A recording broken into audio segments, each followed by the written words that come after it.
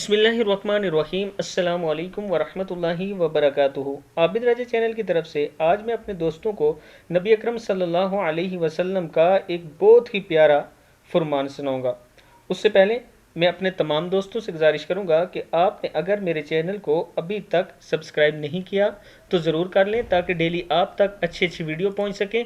इसके साथ एक छोटा सा पैगाम है अपने दोस्तों के लिए कि अगर कोई शख्स किसी की माली मदद करना चाहता है, ये मेरा नंबर है। कुछ दोस्तों ने मुझसे रिक्वेस्ट की थी कि आप अपने चाहने वालों से कहें कि हमारी माली मदद करें, हमारे हालात बहुत ख़राब हैं, नौकरियां वगैरह या मजदूरी वगैरह ख़त्म हो चुकी है।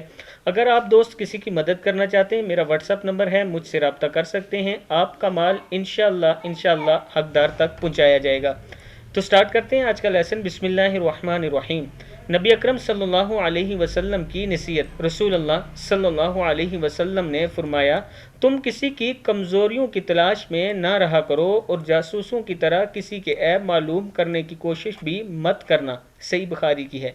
फिर सुन लें, रसूल अल्लाह सल्लल्लाहु अलैहि वसल्लम ने फरमाया, तुम किसी की कमज़ोरियों की तलाश में ना रहा करो और जासूसों की तरह किसी के ऐब मालूम करने की कोशिश भी न करना। सही बुखारी है।